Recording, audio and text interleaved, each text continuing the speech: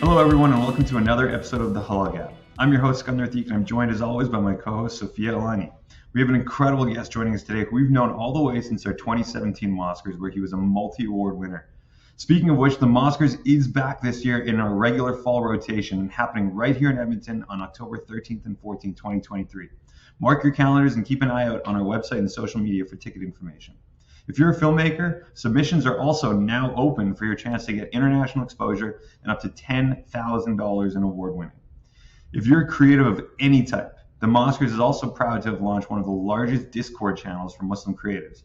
Check out the link in our bio and connect with over 250 artists from all different backgrounds to discuss projects, opportunities for collaboration, and so much more. One last bit of Mosquers news. We are so excited to finally announce our inaugural incubator project, which is currently underway. We've selected 3 incredible filmmaking teams to go through a year-long project with guidance from some of the most talented Muslim artists.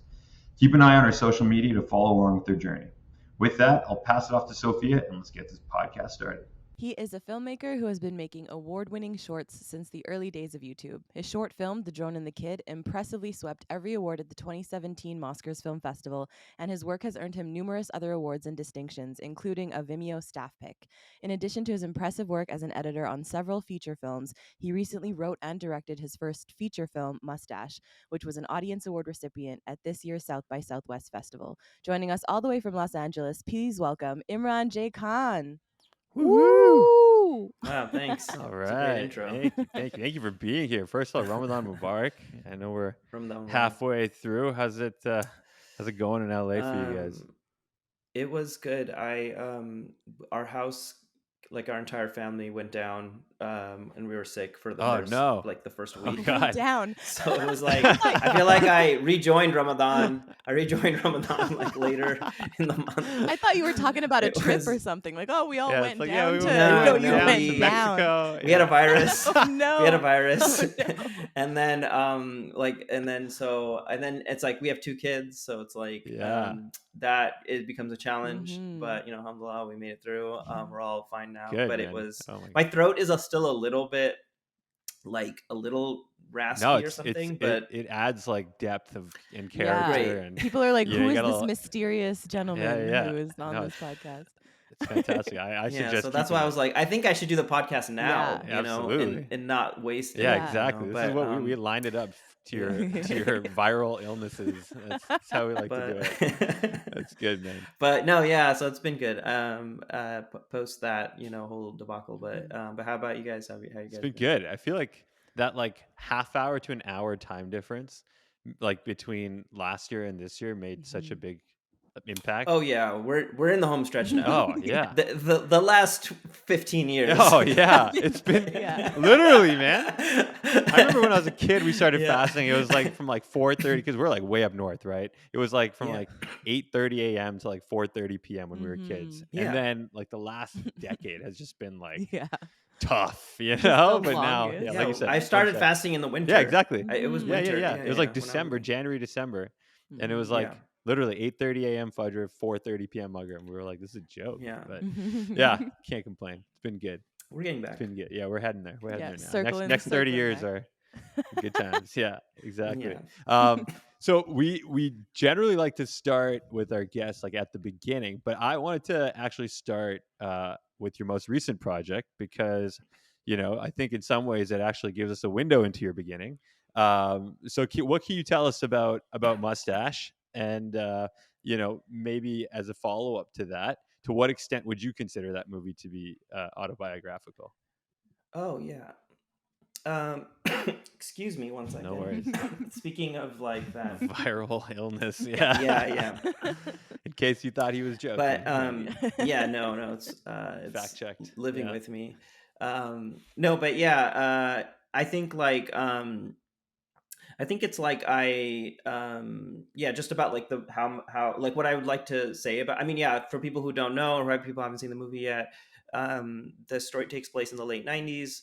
Pakistani American family, and this kid is the protagonist of the film, Ilyas, is going from private Islamic school to public school and kind of discovering self-expression through that journey. Mm-hmm. And yeah, it's a story about self-acceptance. It's like and to the point of like, well, how much of it is real? Like, I mean, the I guess the basic facts of it are accurate to my or taken from my life. I did go to Islamic school till I was in 8th grade. Went to public high school. There were like no Muslim or brown people. There's probably like 4 or 5 like in the whole school. Um, and um, and then I did do theater in high Hmm. school, and that was like a big. I feel like I that opened up a creative side of myself that I continued to now. Where at that time I thought, oh, I really like acting, but then as like I got older and like when I was in college, I realized I really liked to kind of be the person putting it Yeah, together, yeah, yeah. as the person shooting it, as the person editing it, and so then I kind of fell away from acting, and then just found filmmaking to be more. It's almost like a bigger creative challenge because you're trying to like put together the whole Yeah, thing, yeah. and I found that more like satisfying and just kind of like more of a Right, challenge actually. right. So going back to the actual like upbringing aspect of that, you touched on it where it's like kind of that intersect between your I guess the different aspects of who you are, right? Like the being a brown kid growing up, going to an Islamic school, having those, the cultural impact of both of those things intersecting. How important was it for you to have um that authenticity in both the representation of like the South Asian aspects as well as Hmm. the Muslim aspects in making this movie? That was like for me like my goal from writing it to getting the chance to make it. It was always like I think we've all seen so many examples of like brown folks on screen but where the details are Yeah. off, Mhm. or it just doesn't feel like there's like that mix of like what it's like to grow up in a house like Mm-hmm. that where people are speaking Urdu and English, and like the way that that's interchanged. Mhm. Yeah, yeah. And like those were all things that I was like from the get-go I was like very cognizant of, and like trying to just get those details right. Like even like I mean there's even like simple things like when my mom or sister would be wearing hijab or not, Sure. right, in terms of like in the house, outside the house, like all that. So it's like those like granular details as texture in a film. I felt like I hadn't seen it like fully like in a lived reality that I could believe. Mhm. Mm-hmm. So I think it was always like something that I like from the beginning. I was like, okay, like if I'm gonna be the one sort of at the creative helm of something, like I want to try to get that stuff Mhm. right, because I feel like it's like a contribution to like I don't know, like it's an ode to like how I grew up. It's an ode to like my community, and I wanted it to feel like that, and I Mhm. wanted it to feel like we could watch it Yeah. and like feel like, oh yeah, like this is like okay, you got you can see yourself in it, because you know it's like I just wanted it to pass our like sort of smell test, Yeah. Yeah, I yeah, yeah, guess, yeah. like for Yeah, for ourselves, Yeah. sure. and so that's the thing that's been so heartening about showing it to people finally, because like that's the thing that like I've seen from other South Asian folks, Muslim folks, is like, wow, like you like it's just a different kind of recognizing yourself on screen, Mhm. I think, than like maybe other stuff that's been out. I mean there's a lot of good stuff out now. I mean there's like a whole bunch of really really great like things that have been made recently, but I think like this was a very particular thing that I wanted to do, that especially because it's a period piece and all Mhm. that. So yeah, I don't know, it's like it was always like the like self-imposed mandate for Mm-hmm. myself, like okay, like because you always look at other people's work sometimes and you're like, oh, I wish they did this or I wish they did that, but then it's like your thing, like I think then it's on you to try to like hold it to that standard. Mhm. And how did that But play into like how you ended up making the movie in terms of like casting it and everything? Like were you looking for like a yeah, young you, or were you like just a good brown kid who can do what I need them to do? I mean there's always like a plan A and then a plan B and a plan C. I think like with filmmaking is like this weird thing where there's like it's like there's this creative side to it that's like pie in the sky, like okay, if you have if you have all the resources in the world, like what would you do? And like if you could find the perfect actor for everything, like who would that be? And and then there's the reality of like trying to find somebody who's the right age, who's the right, like all of that stuff comes into play. And then so then there's like a practical aspect that rubs against that, and then you find like the best solution between the two. And I think that was for every decision in this film, like in terms, and I think like if you have the right overall kind of guiding principle, I think you'll still keep the vision of the film intact. Yeah.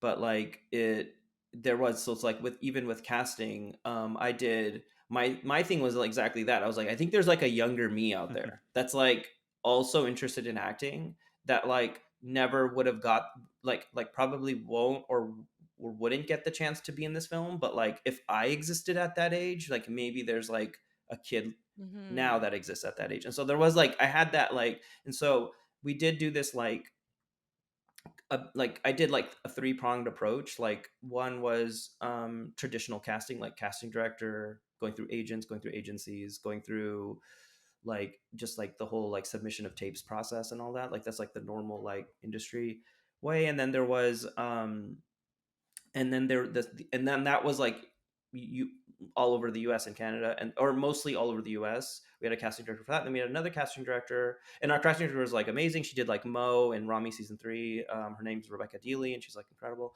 And then we had another casting director just for Toronto where we were shooting. That was just like because a lot of the kids had to be local, and that's the thing. Like these are a lot of constraints that ends up happening because like if they're only in the movie for like a little bit, then you can't really like fly them in. Like if they're just a supporting character or something for, and those are the budgetary constraints. And so then we had a casting director for Toronto, and then I had this other whole thing where I was like, oh, I'm gonna go on my own and try to find kids. And so we did which like a out of social context sounds weird, but in this situation, yeah, I gotta find some kids. Show me some kids. No, you're gonna take that part out, so it's fine. But yeah, that's gonna be the but clip. Yeah. It's like the full quote. Imran J. Khan Show me wants your to find your children. Yeah.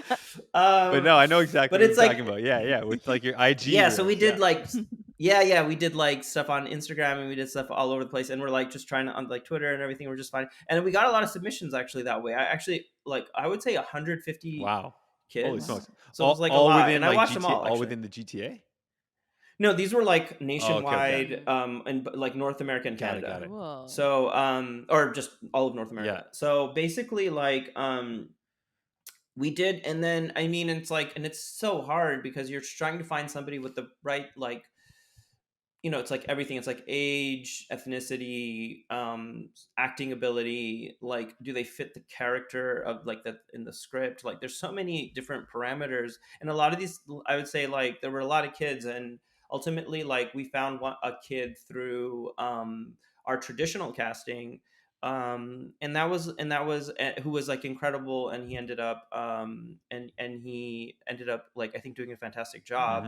But then we did use some of the other kids that we found through like social media as like as extras and stuff like that in the film. So it all kind of came together and like sourced from different places. And then obviously we used a ton of people from Toronto, like from our Toronto casting.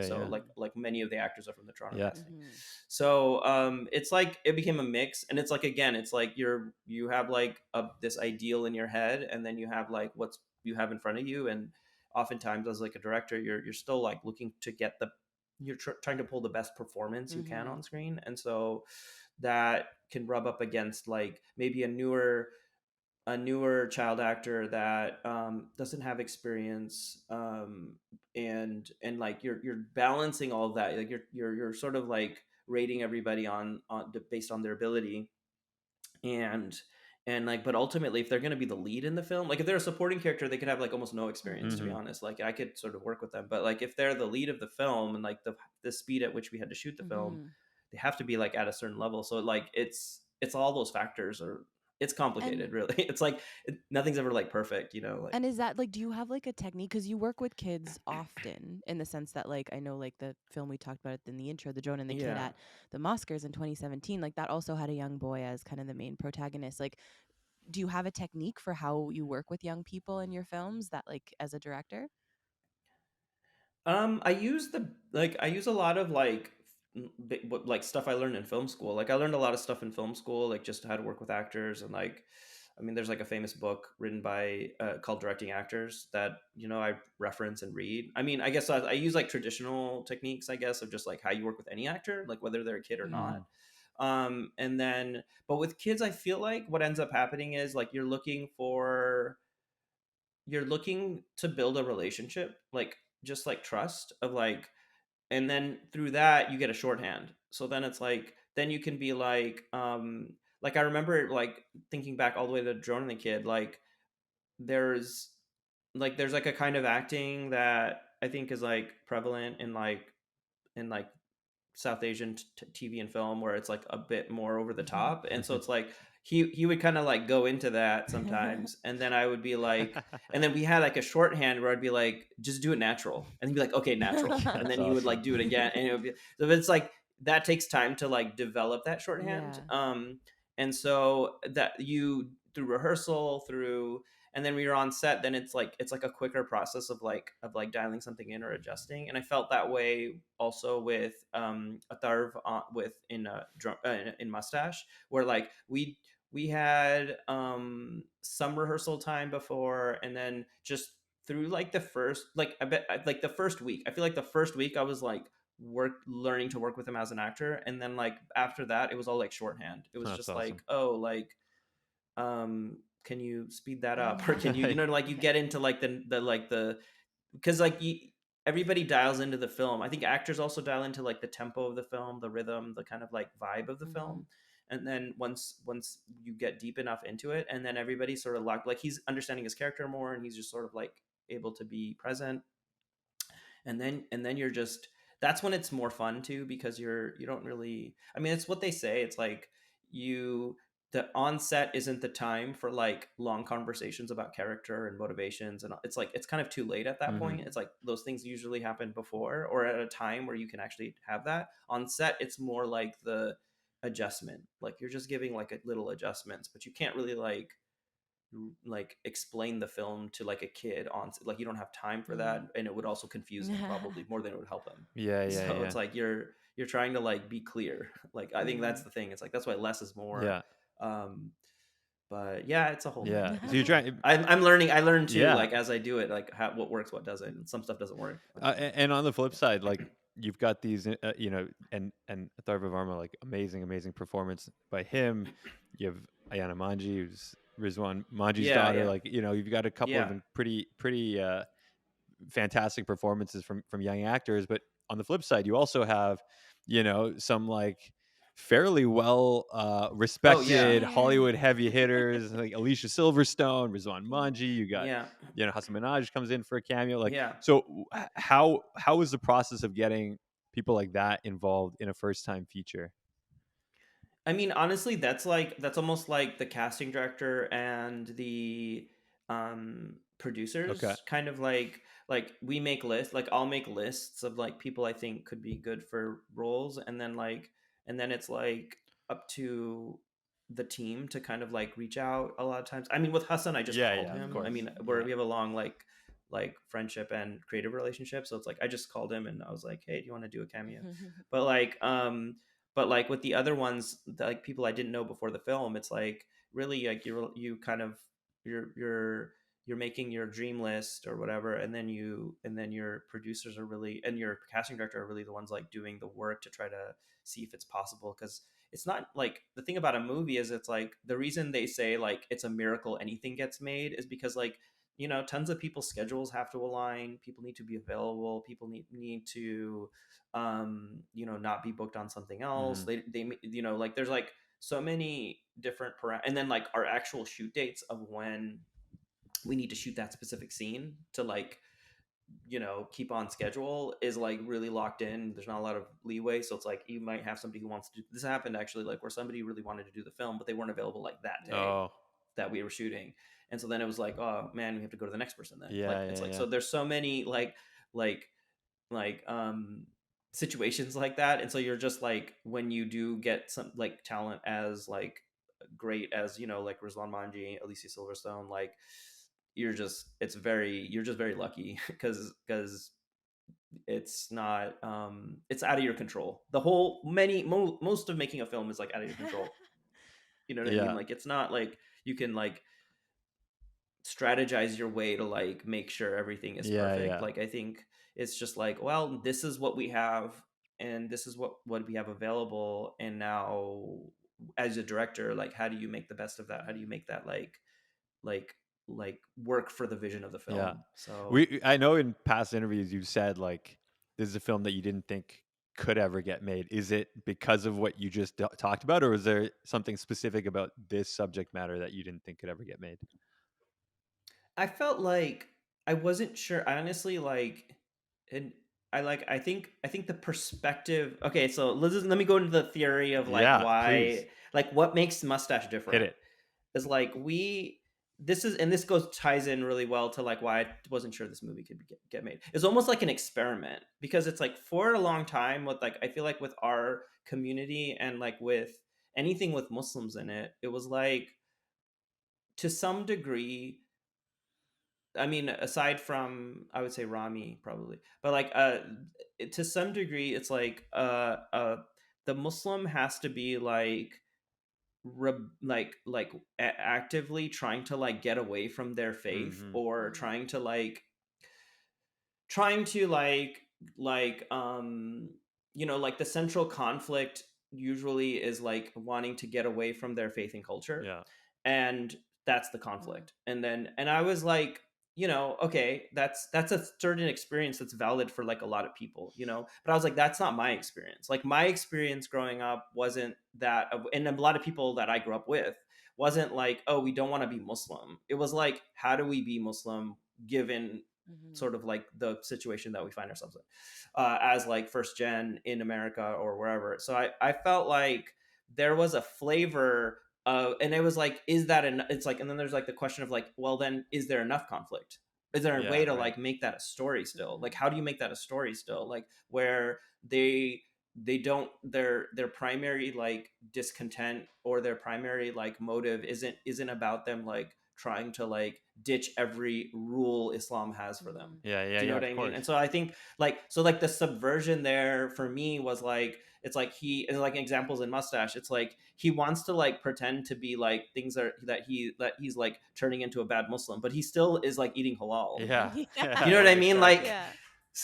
so like so it's like even in the attempt of like doing the bad thing, he's still in it, he for himself is like like would not want to do things that are like explicitly like things that he thinks are like against like not appropriate Islamically or something. Right, right. So I felt like that was the reason. That's probably like the key reason I was like, I don't know if this can get made. Yeah.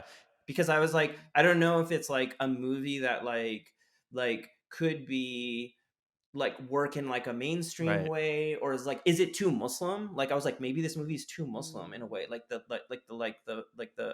outlook of this character. And then I was like, well, maybe, but then I was like, I still think it can work. So I was like, it's like it was an experiment actually to see how could you have a character that like actually like believes in Islam, I guess, but then still has like enough conflict and like things going on that like could be like could make like a narrative work. So No, does that no, make it sense? totally Like makes it's sense. like a tricky Yeah, it totally, yeah. and it makes me think like a lot about, you know, audience, right? In terms of like who is Yeah. your chosen audience for the project. Yeah. And did you? And I'm trying to do both. Yeah. And I'm trying to make it for everybody too. Yeah. So it's like it's And that's what I yeah. was gonna ask, is more so like, you know, because I would assume there's like a risk of being pigeonholed into being like a Like a brown faith-based film or movie or a something. Muslim Yeah. movie, you know what I mean? Not just like a Yeah, movie, right? exactly. And so Yeah. is that something you have to like consciously either fight or maybe even like be aware of through the process, or what? Yeah, I was definitely aware of that, and I was thinking about that. I think what gave me more confidence was Rami, to be Yeah. honest, because Rami ultimately, like Rami has like another issue with our community, which is just like it's like unpalatable for our parents Yeah, or something. yeah, You know what I yeah, mean? yeah. Like It like goes that's a like a little step, too, but like yeah. at it, yeah, but it's like at its core, it's like it's about a guy who believes in Islam. Totally. Yeah. right? Like that he wants to get closer to God. Like that's what he's trying to do. And like he falls and he comes back up and he falls again. And like that's like Yeah. what the show's about, which I think is like radical, incredible, and like subversive in its own way, and like totally I think it's amazing. And so that gave me some confidence that like there is these characters can be compelling. Yeah. Like you just have to figure out like how to like make it like how like About the you got to find an human, into it. yeah. And honestly, like, and so that's where the mustache thing comes from, like, right? So it's like the mustache thing, Yeah. I feel like is a very universal like puberty type like like like like you know problem for him to have that like can work across like religion, culture, like anything. So I was Dude, like, I gender think too. that I had a and mustache gender, problem when I was I, young. I think yeah, I think more women are probably traumatized by that than men. Yeah. Maybe like in talking to people after the movie has come out, everybody's like, and so I feel like, I mean, my parents wouldn't let me shave till I was like in 10th grade, and it was like Really? So this is pretty like extreme. true. That's real real. too. Awesome. Okay. Yeah, Interesting. that's real. Yeah. So like, so like I think that was the way To to make like, it all right, well universal, that's yeah.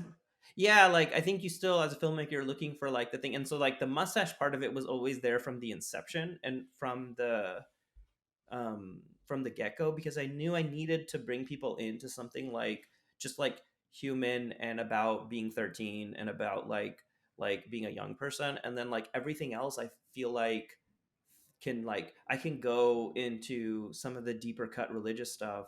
I can go into like Pakistani stuff. I can go into like a little bit of all this other stuff, and like and people can kind of like stay along for the journey. So it's an experiment. Like I feel like this movie is an experiment. Like, and I hope other people like take it as like permission maybe to like do even more or like to try other things, because I don't know, like I think we're all like, even everybody who's in like all the like Muslim creatives in the TV and film space, it's like I feel like everything right now is some sort of experiment to see like what is like the cocktail that like is it can work, because we're treading new paths. Totally. It's like this is why I think our community is different from other communities in a way. It's like there I don't think other communities are concerned about this. Right. Like for example, and I'll give you example. Like I know people who work in these other kind of arenas, like the Christian community in America.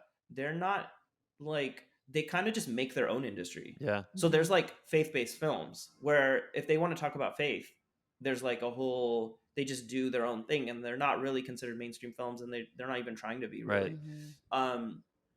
And I feel like for the Jewish community, it's like they're not like, they will talk about being Jewish in like culturally, Yeah. but they're not like, oh, like we want to talk about Judaism as like a religion. Right. In like it's Not like about the it's like I doctrine. don't see that Yeah, impulse. yeah. I think our community is different because like for us, it's like it becomes such a big part of like, maybe it's because of like 9/11, I don't know, but it's like it becomes such a part of our identity in a way that you can't like separate it Yeah. without it being like inauthentic. Yeah. So it's like if you separate it, it feels inauthentic. It's like, well, that's a big. It's like you're like, if you're like whatever your level of practice is, it's like, but let's say you were somebody who goes to like Jummah every week or something. It's like, how do you separate? Like, shouldn't that be in the movie then, or shouldn't that be in the like TV show, or shouldn't that be referenced at some point? Like it'd be weird if it wasn't at a certain point. Yeah, because totally. it's like that's not authentic either.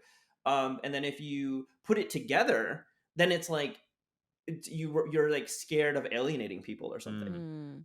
And I think that's where like a lot of us are I'm trying to figure that out too. Like, how do you bring it in as like human, as like a human aspect of, I mean, I see it being done in like really great things out there that are not like you wouldn't expect. Like I think like actually like Fleabag does it really well.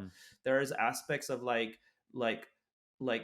asking larger questions about religion and about belief in God and like all that in like really interesting ways in like Fleabag, for example. And so people they do it, but you have to find like a really smart way to do it. Like you can't just like do it like, and like that's the thing, like then it's just like you veer into like it's like a faith-based thing. Totally. You know, like I don't know, it's like it's a really, but it's not, I think Muslims have a really particular like version of all that, Mm. and that's maybe why Rami Mhm. exists and like why that's like so special. But like I don't know. I think I'm still trying to figure it Yeah. out, and I don't know the Yeah, answers yeah, to yeah. all those questions, like how to do it. Yeah, I mean, we've had several conversations with Rami about it, and you know what he keeps deferring back to is like this is a show about one particular character who's Muslim and his Yeah, experience, right? I'm not trying to make a show about Muslims plural, right? Because you know that's not something yeah, he claims like he's and not trying to do that because he can't, right? I mean, he yeah, doesn't have the perspective of Muslims; he's got the perspective of yeah, that yeah, one yeah. character. That was my attitude Yeah, too, because I was like, well, this is my yeah, experience. Like totally, I grew up. These were like the rules, and totally. this is like how I grew up. And like I was like, if that's like not palatable to somebody, or that's not like whatever, then like I don't know what to do with that, because that's my Yeah, experience. And I feel exactly. like as long as I like that's my compass, Mhm. then like I'll have an authentic Yeah, character in an authentic world, and like people can like find a universality in yeah. that. But like you really can't like try to Well, like the other thing too is capture like you everybody. talked about, right? You are kind of pioneering, you know, this world where you're a practicing Muslim who's also trying to make mainstream movies. Do you ever feel the weight of responsibility, or maybe said differently, like judgment from the Muslim Yeah. community as you go through that process? Well, I just assume there's just gonna be haters. Yeah. Like everybody, I assume everybody's gonna hate on it. I think that's the thing. Like I used to say like and then people be like, no man, like I read your script, like it's not like that. Like nobody's gonna. I was like, I don't know. I've been through this like from YouTube Yeah, days yeah, to of now. course. Like the haters come Yeah. out, and you're just like, wasn't trying to offend anybody, and like Mhm. so they're gonna be there. Like I think if you just accept that as like a part of it, maybe it frees you to just be like, well, like I'm doing what I'm comfortable with, and like what like I'm trying to express something here, and like as long as I'm like expressing that thing and like being authentic to like my experience, like I think that was the freeing part of it, where I was like, all right, I'm okay with you know like taking flack, I guess, Mhm. or like but it's like almost like, you know, I mean I'm sure you guys are aware, it's like it's really hard to like please Oh everybody, yeah. or to be like Mhm. I maybe now it's easier because there's so many more opportunities for people to see themselves on screen. There's like Miss Marvel, Yeah. and like you know, there's just so many things, like even Never Have I Ever, you know, had a great like Muslim character, and like it's like there's so many like Muslim characters and like things now that like maybe nobody, like this movie won't, like even if this, like, you know, inshallah, if this movie gets a wide release, like it won't be, it doesn't have the burden Mm. anymore Mhm. of being like, okay, the thing that everybody's like, is that my experience or not? Mhm. And it's like, I don't know, maybe it doesn't, but I do think there's like a whole, like that being said, I did have this feeling like I think there's a whole part of our community that hasn't quite seen themselves like this before. Mhm. Mm. So I was like, I felt like there would be some, and like the response I've been getting has felt that way to me so far, that like this film is hitting a different register Mhm. than the other representations that have been out there, because it kind of like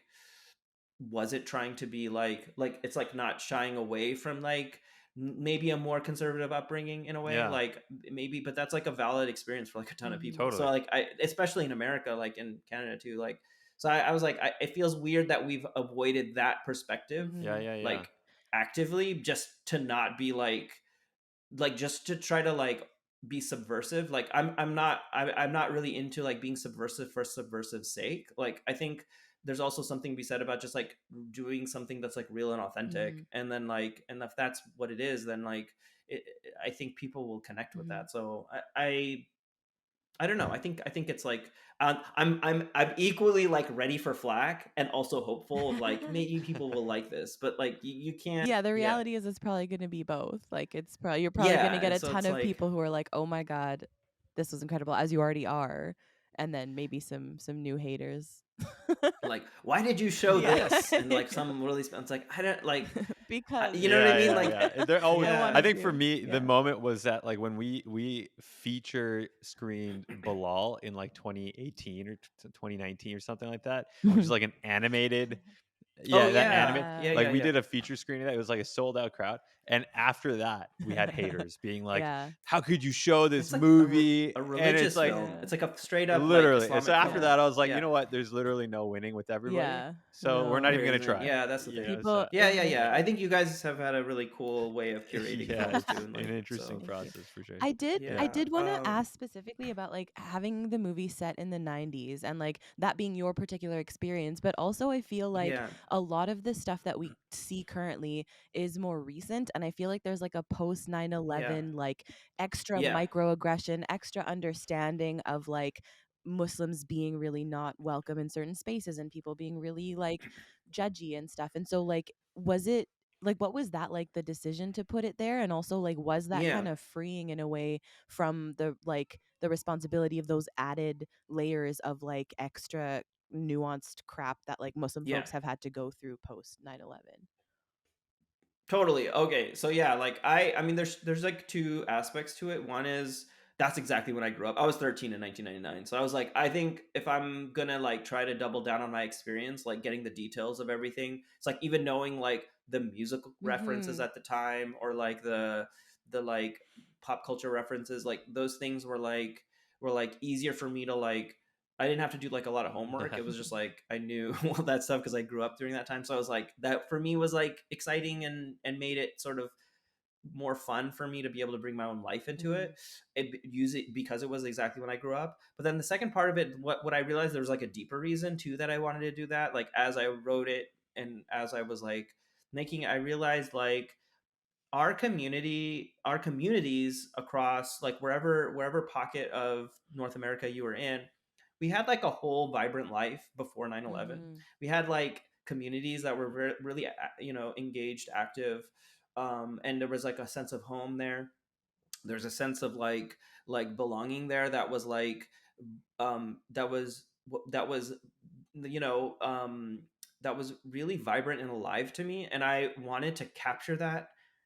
And I think like post 9/11 became such a reactionary defensive time for Mm-hmm. our community that it's like it would have like had to have been a big part of the story Mm-hmm. in a way that I didn't even really like. I wasn't writing this to make like a post 9/11 movie. Mm-hmm. Like I wanted to show like, hey, look, we were weird for a lot of other Yeah. reasons even before 9/11.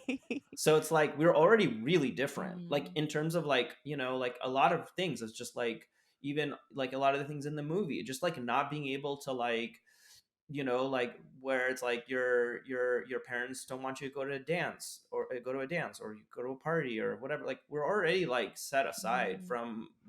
from like a lot of our peers, just by like some of our conservative background, Mm-hmm. conservative upbringing. So it's like um so I felt like that was enough to like dive into, and that's what I wanted to dive into about like how we can feel weird and strange, but like also like we also all of us eventually learn some form of self-acceptance of like, okay, we're here and we're part of this like culture, but then Mm-hmm. we also have like our roots and our like foundation, like whether that's culturally or religiously, Mm-hmm. like so we find that in our all of us in our own ways, and like that manifests in different ways. But I felt like that was the story that I was interested in. And it's like having something post 9/11, it just like becomes about that in a Mm-hmm. way that I don't think you can avoid. Mm-hmm. And so I was like, I think it'd be cool if there was a like, and this is I had this dream, like a dream of like not a literal dream, but like I had the dream of making a movie when I was in college. I thought, I didn't grow up like I went to Islamic school. I went to I was really immersed. Like even when I was not in Islamic school, I was like at like Friday night halakha. I was like I still went to like Sunday school even after going to Islamic school. Like I was like deep in a community life, Mm-hmm. like in my as like due to my parents and like and so I was like really immersed in like a community life until 9/11 happened. Like there was very little if any conversation about terrorism Mm-hmm. in my Yeah. community, or It even wasn't a it thing. was Yeah, like not it exactly. was an Yeah. external idea Totally. that almost like came and then we had to confront it. We're Mm-hmm. like, what are you talking Yeah. about? Like we're not allowed to we get in trouble daily for like getting into fights at school. Yeah. Yeah. Like that was what we were like we felt very like we had so many rules that like nothing was allowed or whatever, you know No, what I no, mean? totally. Like that's what we were Yeah. coming from. So it's like, what are you talking about? Terrorism? I Like can't it even eat felt so McDonald's alien. and you think I'm gonna go? Yeah. Like, yeah. Yeah, like what are you talking about? Like it felt so adequate. So what I like I remember thinking that too. It's like, you're not even supposed to, like, what do you mean kill people? Mhm. Do you know what I mean? Like it felt so like what are we even talking about? So I just thought maybe there could be a movie, and maybe this is my radical take. It's like I thought maybe there could be a movie about Muslims where there's never a mention of terrorism. Mhm. Yeah. Yeah. Mhm. Like it's just not part of, like, it's not even in the. And I think the way to do that made sense to me in pre 9/11, Mhm. Yeah. because otherwise post 9/11 it's like you almost always have to like deal with Yeah. it Yeah. in some Yeah. way. And I You know? wonder it's too, true. like, sorry, Sikandar, but when you're No, talking go ahead. about like people's experiences and like how kind of you were saying that there's not really like a story that's been created, or like there's few stories that have been created that are not about like a conflict with the community or with the religion and the faith. And like I think a lot of that for our generation in particular has come from this 9/11 kind of post like questioning and like just Yeah. constantly that being the number one thing that is your identity, like you're Muslim first and then, you know, nationality or whatever second. And Yeah. I wonder like how much of that has bled into why we have the media that we have from the community currently, because so much of it has been personal experience around that question, of like, who am I and Yeah. what does this mean for me and how is this showing up in my day to day, and like how is this a part of my identity? Yeah. No, that's like really like a really good observation. Like that's a really great point. Like I think I think that's 100%. Like I think like we almost have, it's like that's what I mean by the reactionary part of it. It's like we're always feeling like we have to react to something, and then that creates a certain kind of like discontent or even question. Yeah, like you're saying, like questioning that then is like the only kind of stories we're telling, because Mhm. it's all like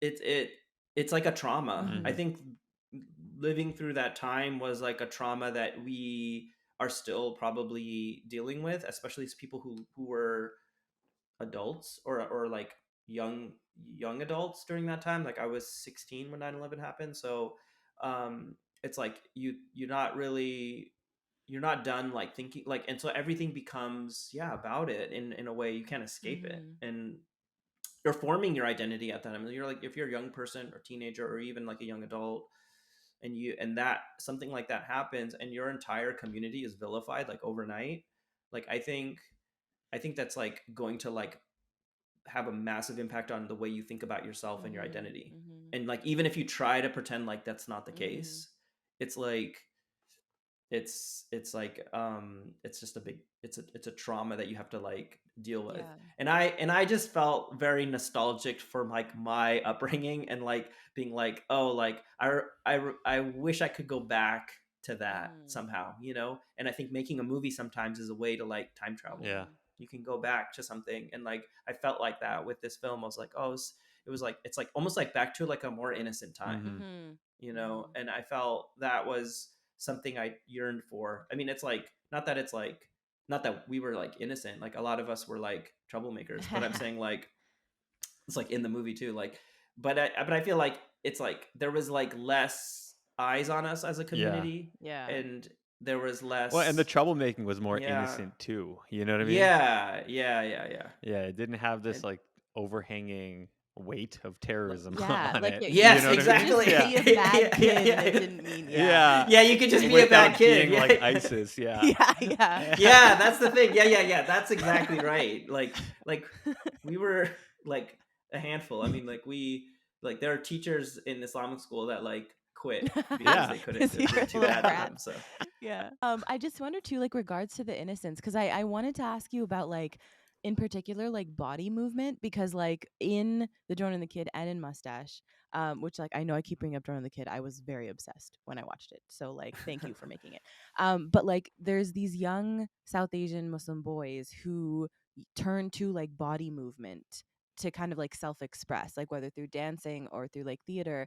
And that's not really something you see often, right? Like I think boys generally, but particularly Muslim boys, because of the patriarchy, are told that there's like a very particular way to move your body that makes you a man, right? Like it's lifting heavy, or it's like running, or something CrossFit. But like Yeah. if you do dance, if you do yoga, if you do like theater, that's seen as like softer and not particularly masculine. And kind of, I wonder, like that innocence of like a young Mm. brown boy being, having the freedom to like to do that Yeah. without like the toxic masculinity in their head yet, Yeah. you know?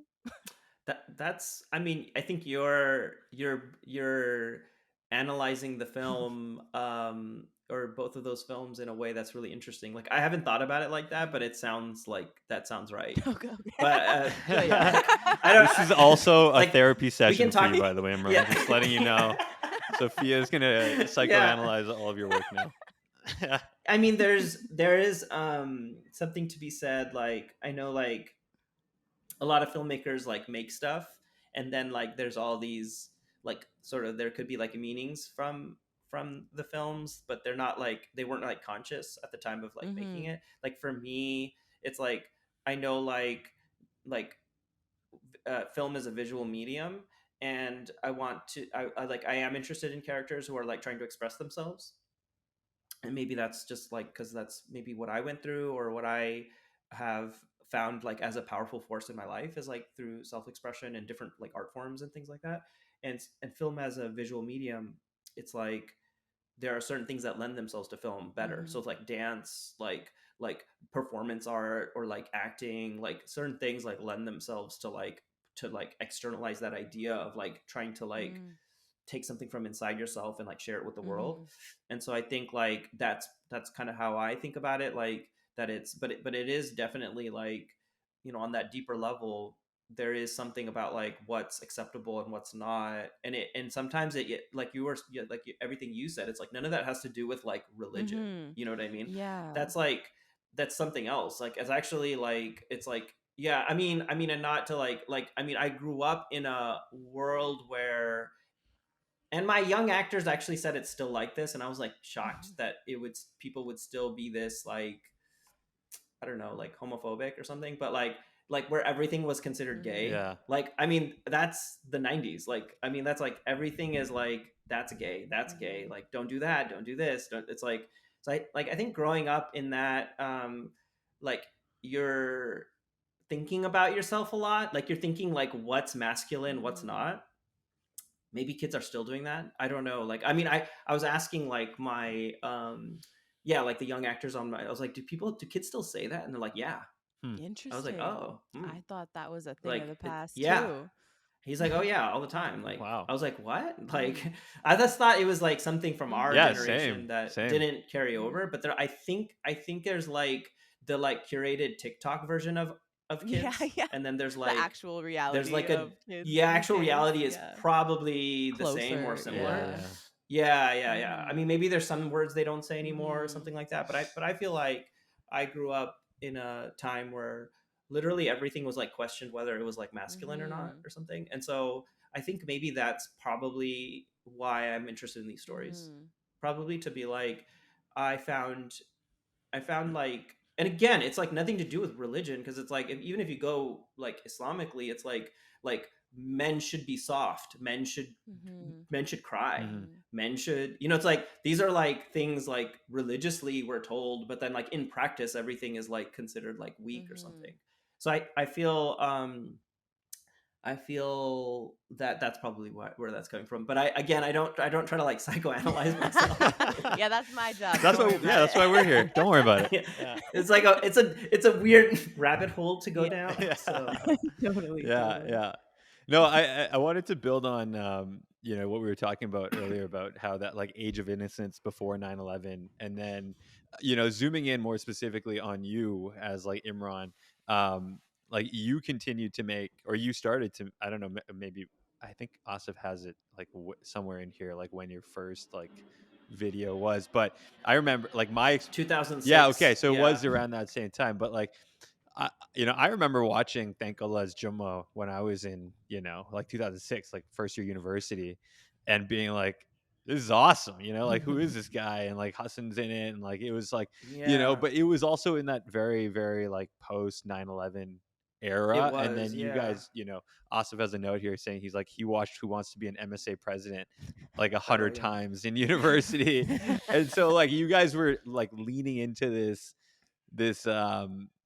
I guess like you're uncovering something that hadn't been really done It's kind of before. for Yeah. us Yeah, bias. Yeah, it's like exactly. for us bias. Like it wasn't really for anybody else to Yeah. watch, really, necessarily. But I do know, like, I had people message me who were like Sikh or like something, and like being like, "Oh, thank God, Jumma, like that's my life." Yeah. So it's like, or they resonated with it, like, because it's like they have a version of that, like they have. So I think like I wasn't trying to like make it universal, and I think there's something cool about that in the sense that you like kind of double down on like what's like special about your own community and the nuances and the like idiosyncrasies and like the like all of the weird stuff, and like you're not afraid of like looking strange in front of, I guess, like non-Muslims Yeah, or yeah, something, yeah. because you're like, oh well, this is just for us to watch, Totally. It's like, Totally. I mean, honestly, like those videos originally were made like just to show at like the MSA like Eid banquet or like the whatever, like, so it's like they weren't even made like, Yeah, man. and then we put them online, like YouTube came Yeah. out, so then it was possible to put them online, so then we put them online. Yeah.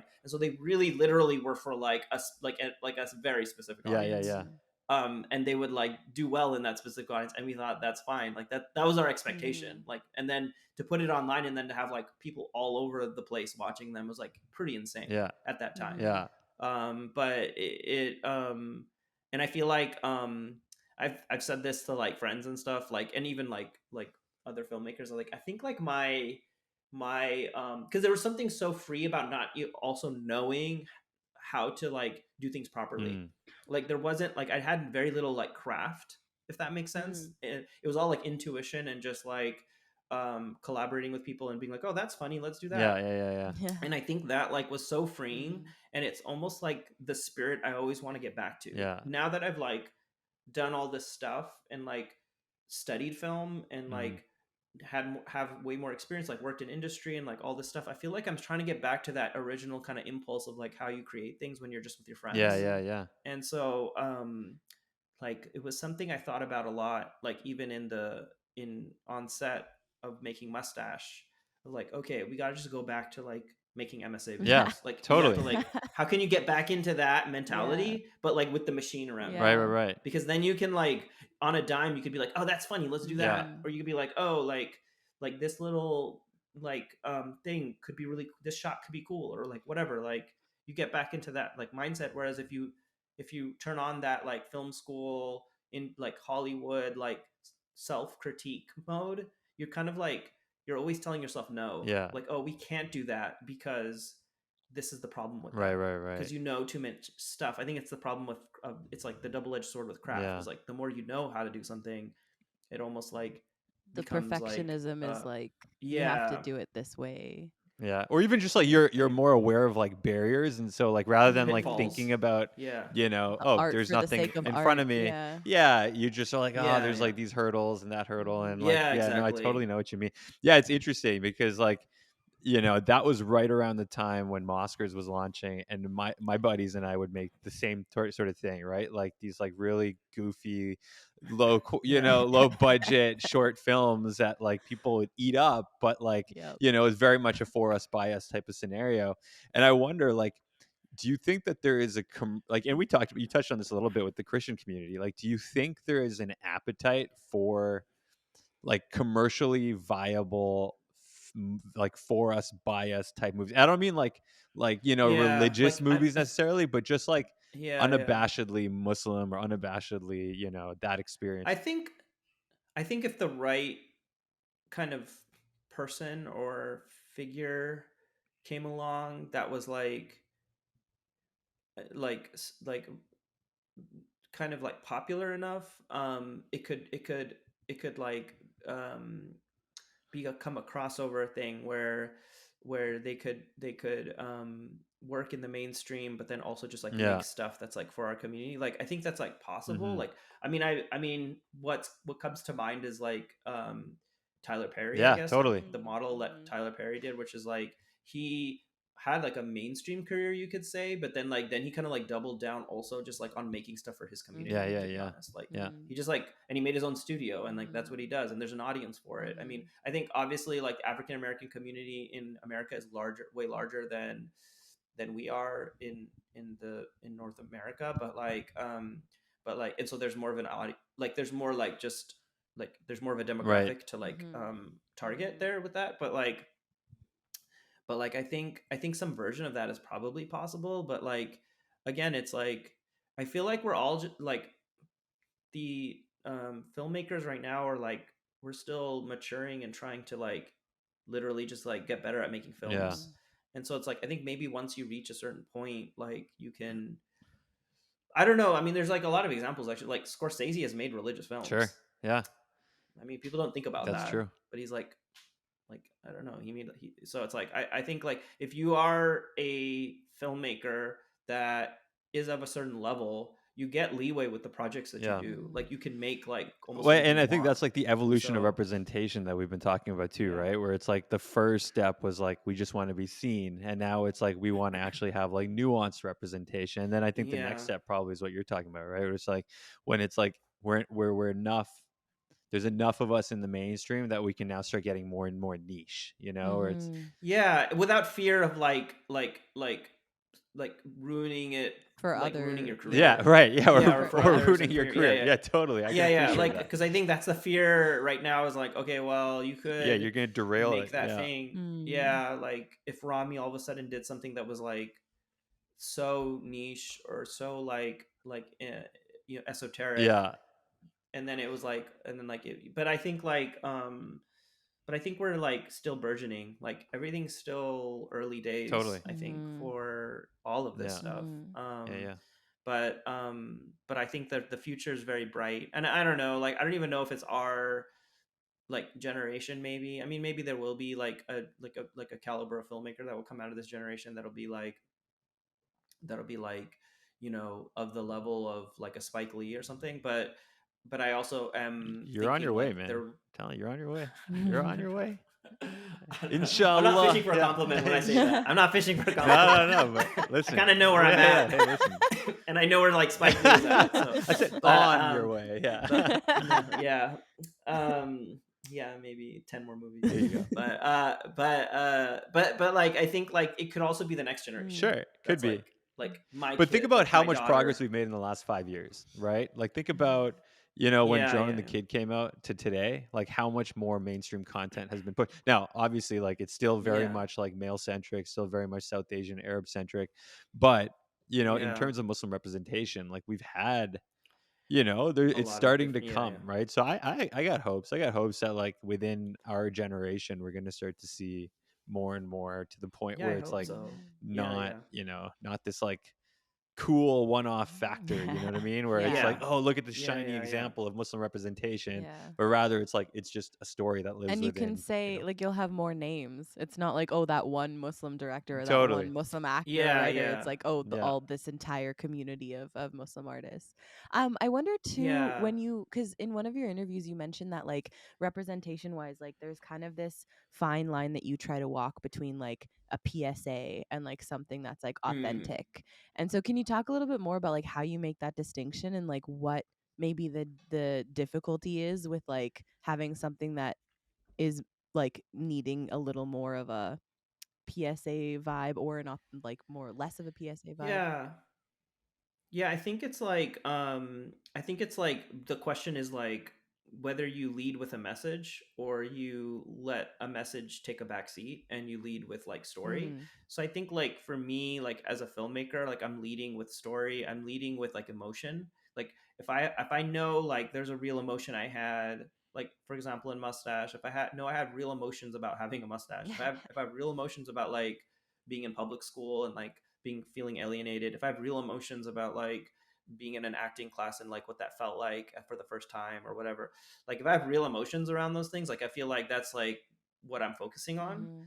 And then like again, it's like you could unpack all of that and like find like a message in it that's like a message. But I think like if you're starting from like story, character, and like an emotional truth, then those other things about like I'm sure there's some reading of this film that's like, or for somebody they're like, oh wow, I didn't know like, Muslims were like that, or whatever it is that kind of like message could be about like walking in the shoes of like a little Muslim kid.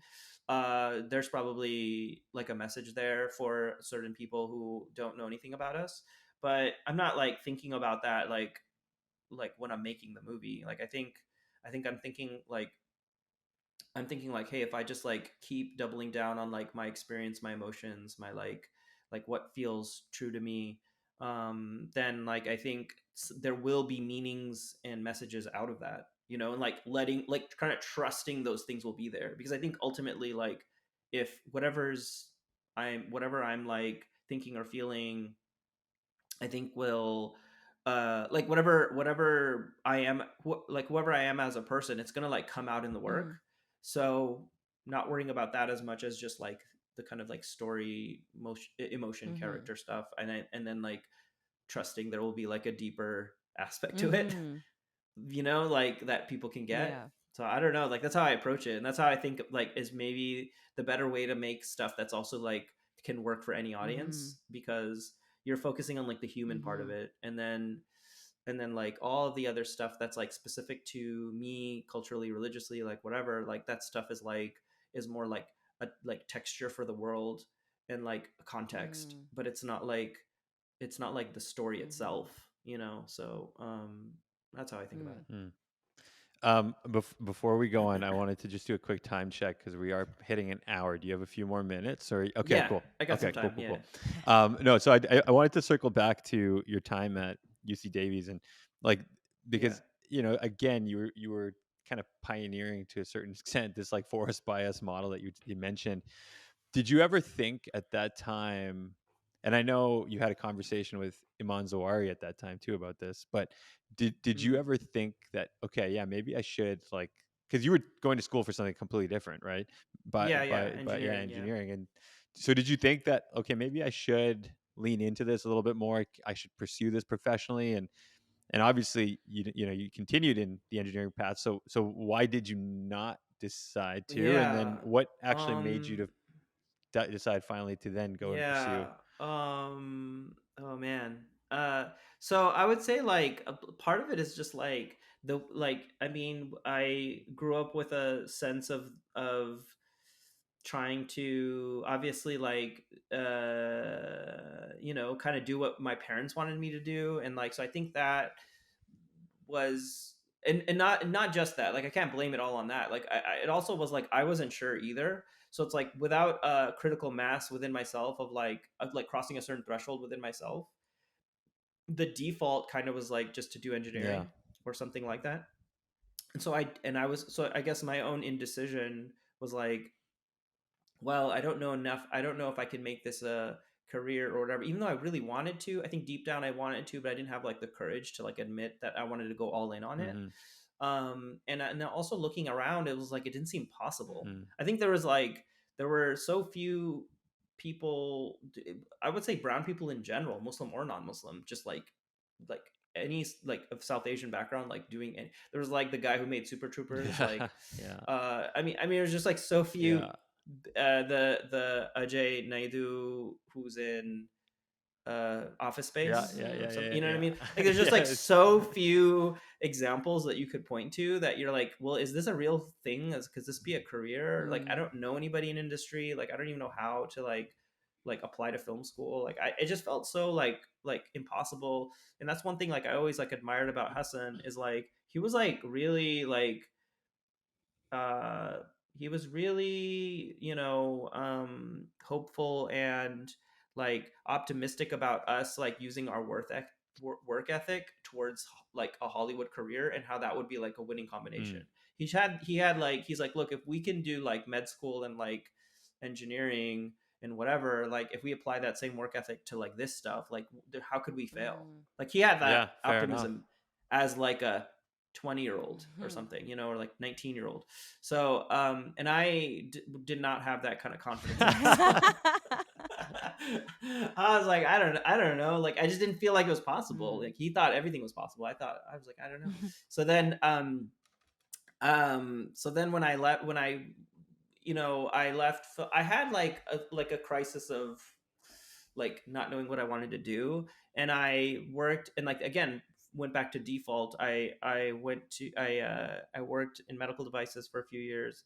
And I think at that time, that's when I reached like my critical mass, and like the threshold was crossed where inside of myself, where I was like, no, like I directed a short at that time. I directed a couple little things in my spare time, and I realized like I have like a sort of dead end career as like an engineer, but like I think what I need to do is find something that like continually engages my brain and continually makes me want to like um something that where the challenge is always there, and I never get like bored of it. And I feel like part of that was like realizing that or like being like diagnosed with ADHD, and realizing that like that I have to put myself in situations where my interest is continually like engaged, and that's how I'll be like the best at what I'm doing. If I put myself in a situation where I'm like where that part of my brain isn't being engaged, like I will be like a pile of bricks. Like I will have like no like desire or drive. impact, Yeah. or and I it's like all or nothing for me. So I realized like, well, what do I like to do? I was like, oh, I like film, and I had always liked to do film, and so that motivated me to apply to grad film programs, and then that led me to film school, and that was like my clean break. And that was like 2012. Well, 2012. Yeah. So 2011 is probably when I decided, and then 2012 I actually. What made you decide? Because by the way, I realized after the fact that we were at NYU at the same time, so we probably like ran into each other a lot, but I probably didn't even realize. But well, it was in Singapore. No way. Then we did not run into each other. I was wondering. I was like, how is this guy at Tisch while I was at Stern, and I was at like IC like every Friday. So I was like, why did I never? Okay, well that makes a lot. So okay, tell us more. Why did you decide to go to Singapore for NYU? Well, at the time they had that program, and you would like apply to NYU grad film, and like you would like sort of, if you got in, you would get admitted to one of those schools. I happened to get admitted to NYU Tisch Asia, and then I was like, well, do I really want to go there? Do I want to like wait another year and like try to get into like USC or NYU in New York? And then I just decided to go because I was already like 26 at the time. And so I was like, well, I wait another year. It's like I'm just delaying like the start of this career if I. Oh, it's so interesting. So I just took a chance on it, and it turned out to be like an incredible experience. Like I wouldn't have made Drone and the Kid. Drone and the Kid was like a film school short I made while I was in Singapore, because it was like a shorter flight to get there. To, like just sort of makes sense. What was your decision making to go to film school rather than just to pick up a camera and just start to go to LA? Yeah, and just like start making stuff again. You know, I think it was the whole like what's possible like attitude or thought process. Like one is like I had to still like convince my parents that like this was a real thing I could do. And so like some kind of education would have helped with that. Yeah, like I think it was like, oh, this is like a master's. Right. Like I think there was like an easier to sell. Yeah. But they were very I think it was very strange. I remember having like one specific like where I had to defend my choice to go to film school to my parents. Like it was like I was like it was like a bit like an interrogation or like a trial. And I remember that and like I had to just like explain like why I wanted to do it. But I think like it definitely was the easier way. Like if I just like picked up and moved to LA, well, one, I don't know if that would have worked for me, to be honest. Like I think what I realized about myself, I took a screenwriting class while I was working as an engineer, and I realized I like to sit in a classroom and learn this stuff.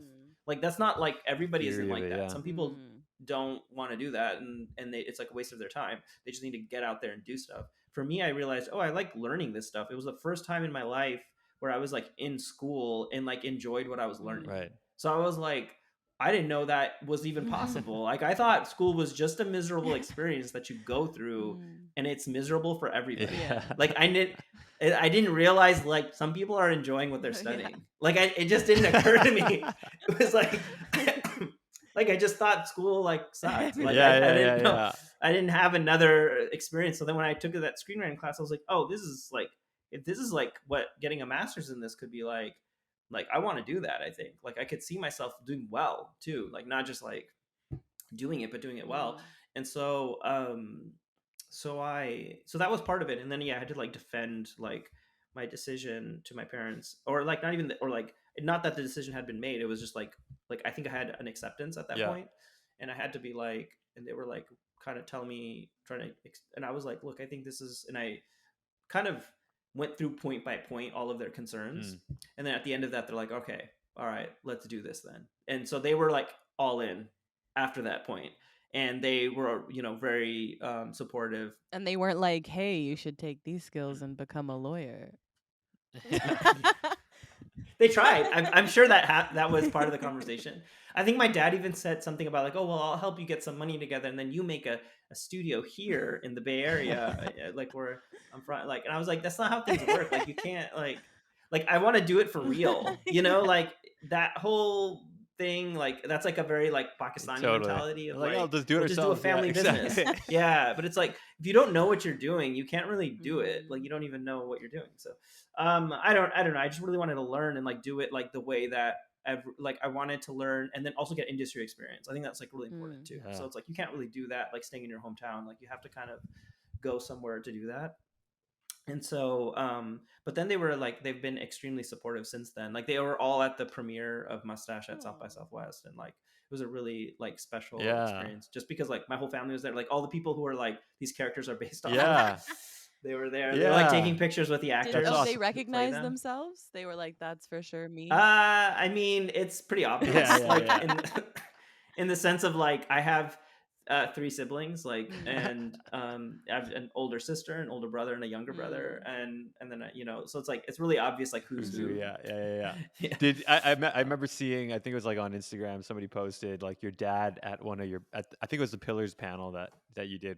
Oh yeah. And yeah, he was there. So what was his reaction to just like seeing your dream like basically come to life? I think it was one of the first times they've been able to like experience all of the hard work that I've been putting in for years, because I think like it's in Hollywood especially, it's a lot of like theoretical, like, oh, I'm working on something, this thing is like eventually going to come out, or oh, I've got this script that I'm writing. Like, there's all these things that are like you don't see the fruits of that labor until something like a premiere or something where you can like everybody's there to see this thing, and then they see it and they're like, oh wow, like that must have taken a lot of work. Like, they can see it.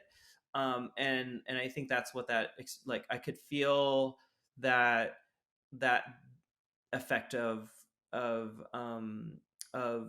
what it was for them to be at that premiere and to see it and to see like how long I've been like working at this, and like to see finally, it's I think they would recognize it as a big accomplishment. And it was like, I think like a proud moment for them that I mean, there have been probably other proud moments, but it's like this was by far the most fulfilling for me as a creative person. And then I think for them too, to see like, all right, he's doing something, like it wasn't like a waste of time. so I don't know, like that's what I felt from their reaction, like and then my dad was like, after it, you guys have seen the movie, so this will make sense, but he's like, yeah, it was good, but in real life my business was very and, that's awesome. Like, right, that's the most baller response. Most baller response possible. I love it.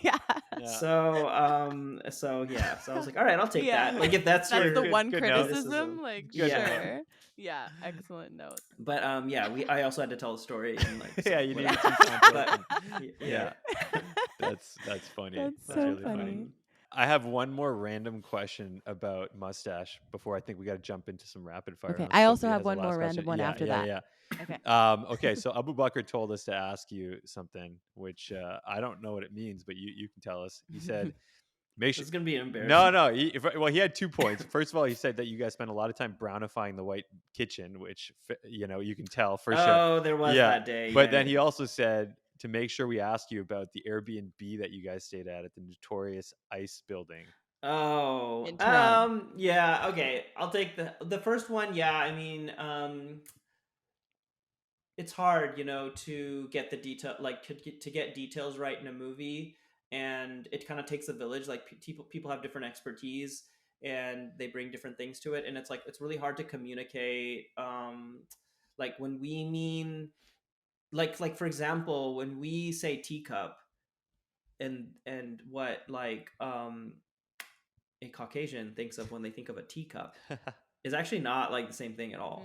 I didn't even think of those things until we're on set, and I'm like, oh yeah, they're drinking chai. Like what are they drinking chai out of? Yeah. And there, and like what was there was, I think that like even it's like in the movie because we couldn't change it or whatever. But it's like a English, it's like a British teacup. Oh, I know what And I you're was saying. like, Yeah. and I'm Instead like, of like what? the Like I've mug never of chai that Yeah, Yes. 100%, man. Yeah. So it's like we say the same Yeah. words, but we mean something very different. Like when you're on set and you're like, wait, what? Why is this So dainty there's teacup? with the yeah, chai? because it's like, and then you're like, oh wow, like we just have different reference points for certain like things within our homes that like, and it's to no fault of like these, like I had an incredible production design team, like they were great, they were really great, but it's like there are things lost in translation that like you don't realize till you're like on the day you're there, and then you're like, oh no, like can we fix this? And sometimes you're like, it's worth fixing. Sometimes you're like, no, it's like let's just like let's shoot because that's more important to get the scene than to like fix like something in the background that's like whatever, like that nobody's gonna see. So like I think but that's like really hard, you know, and I think that's why I would say like it'd be cool in the future if we had more not only writers and directors, but like from like, you know, South Asian writers and directors, but like also production designers, costume designers, Totally. people who work in all these other departments, because like that's how you can make something with the details, right? yeah, the details authentic. It's like it's like really hard as a director to like micro manage all of that stuff, and so we had a really great. So I think that's what like what we're talking about. But the other thing, the ice building. I mean, like yeah, we really lived in the ice building, which I didn't know until I was there. That it's like a party building. It's like people are like every weekend. There's like raisers happening throughout the building. And like there also like people would pull like the fire alarm, and like it's like a very like it's like a kind of a chaotic place to live if you're like trying to work, not, like just yeah exactly. So I think that's what he's referring to, the weirdness of that. And it was but it was fun. It was an adventure. I think that you could absolutely turn the teacup thing into a commentary, because I don't know if you've read, but there's all this like articles and research about how like masala chai came out of like a rebellion to like the British and like their colonization, and like we left them with the gross tea and like put spices in our tea, and it was like a haha like you know, like it was, and so it was like masala chai was like an act of rebellion. It was like seen as like a thing that like that's super cool. So just switch it, be like it was the chai in the British teacup, and like you know, great. I feel I like love the you metaphor. could I'll use that in Q&A. There you go. Yeah, I like it. That and the dancing children. Yeah. Got two new takeaways. Oh yeah. And the patriarchy. The patriarchy. I'll just say you're patriarchy. just really, exactly. You're just addressing so many things with your films, and it's a beautiful thing. But my question was just like revisiting this film in particular, this feature, as like your experience as a child and like with your faith, with your family, your parents. Has that influenced like your parenting and like the way that you're like revisiting your experience as a kid? I mean, my daughter's in Islamic school, so I mean, I don't know what that means. Like I think it's not these, like I think has the movie impact? I mean, also like very in a weird turn of events. My son's name is Ilyas, the son that was born this year. So he's thank you. So he is so the movie and my life are intertwined, combined, and intertwined. Like I don't know, you can't separate them. They're just completely merged in some ways. So I don't know. Like I think I'm sure it will have an impact probably, but I feel like this movie was more about me, like maybe reconciling things like about myself, but maybe that will bleed into like the way I like parent. But I just have I have two very young children, and so it's like uh, it's not to get into like this isn't a podcast, a parenting podcast, but it's like I feel like you're in survival mode of just Yeah, like trying to make sure they like get through every yeah, day. yeah. But I haven't had. I should think more about like the. I mean, I know that I want them to have like a firm understand, like a firm grounding in their Muslim identity. Like I feel like that's like important to me. But like I don't even know, like they're so young now that I'm like I don't even know like the ramifications of like this movie will be like for them. Mm. But maybe there will be, I don't know, like or and I don't know like what if it would be weird if they saw the movie like when they're older, like I don't know what that's going to be like.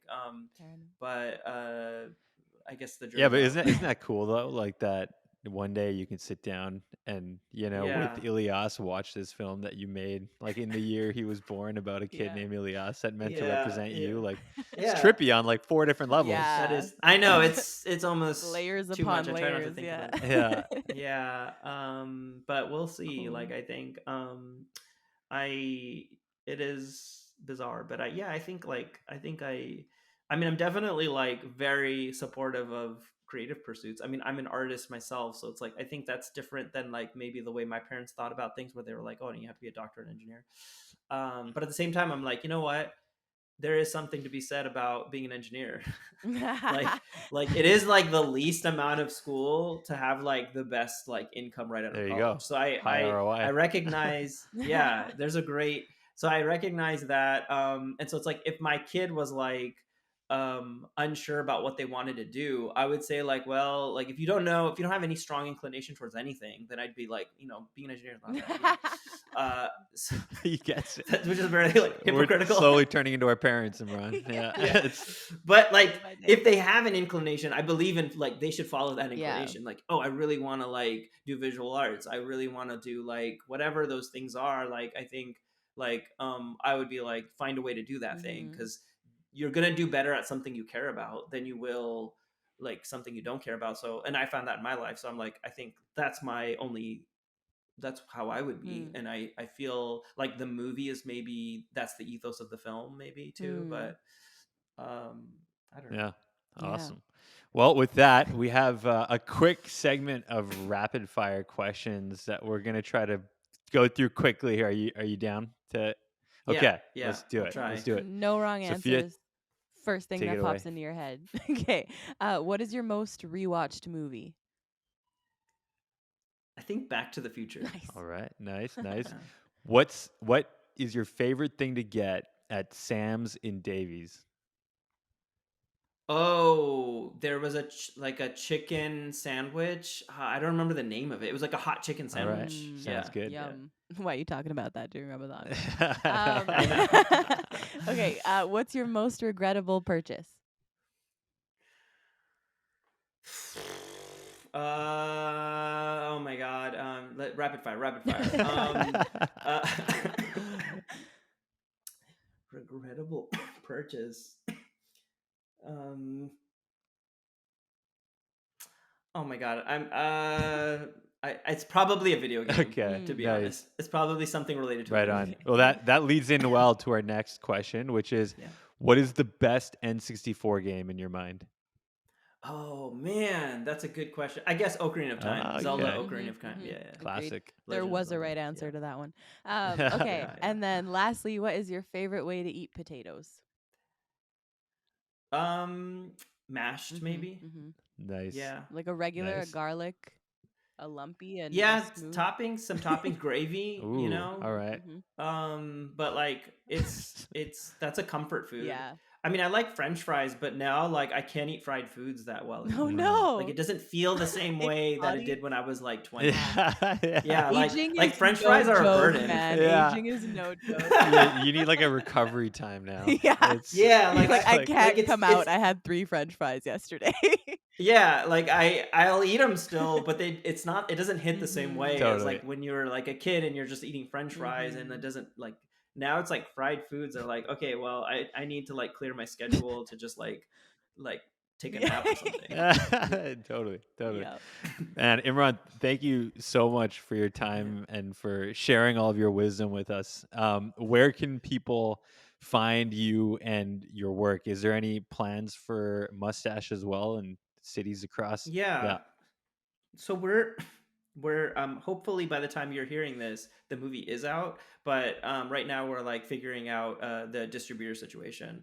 But you can find me on Instagram and Twitter at Imran J Khan, just at Imran J Khan, and should be and I post a lot about Mustache, so Amazing. you will see things there that are the latest news, and I hope everybody can see it. It's a good movie. Can you guys say that it's a good movie? It's It was a great such a good movie. movie. It No, was no. a great movie. Yeah, not even like If it wasn't obvious from our like the forced no, promotion. no. Like, please tell them it's a good movie, so they watch the movie. Yeah. and No. then- Listen, there's like movies that you have to watch because it's like we talked about For Us By Us, but I Mhm. genuinely thought this was a very, very strong movie that like is going to resonate a lot with a lot of people. Plus, like we talked about, right? It's not a movie that I would be like somewhat shy to watch with my parents. You know what I mean? Like, Mhm. so I think it's got that That's aspect also as by well, design which of is it. like really, really Yeah. promising. And even you like know? I would also similarly like I would recommend it to like a ton of my non-Muslim friends. Like I think it's like such like it's a very universal film. It's such a good story. It like made my heart glow in like a really nice way at the end there because I Oh, am thanks. a sucker Oh, for a thank sweet you. happy ending with some body movement Whoa, and whoa, joy whoa! dance. Spoiler alert. Sorry, everyone. It's incredible. Go It's a watch. crowd pleaser. I think it's safe to say it's a Yes, crowd There you pleaser. go. Like it's not absolutely. like a downer. You're not gonna No. walk away from it being like, oh my god. You're like- gonna walk away very Yeah. happy. I also have a question about the ending of the movie that I'm not gonna ask, obviously, on air. But I have a question. So I know what your question is. I think. There you go. probably. I've been asked this before. Right on. But yeah. Awesome. We can conclude. Yeah, appreciate it, man. Thank you again so much. Thanks. Pleasure. We hope you enjoyed today's episode of The Halal Gap. Stay tuned for more episodes and follow our brand new Instagram page at the halal_gap. The Halal Gap is a Mosquers production. You can find the Mosquers on Instagram, Facebook, Twitter, and TikTok by searching Mosquers Film Festival. Thank you to our sound editor, Vikram, Chouhan, our title artist, Narmeen, Saiyed, and our producer, Asif, Quraishi. Please rate us on Apple Podcasts and Spotify. And if you're watching on YouTube, please like and subscribe. If you have any questions or comments about our podcast, you can email Asif at asif@themosquers.com. On behalf of Sophia and myself, thanks for joining us, and we'll catch you next time.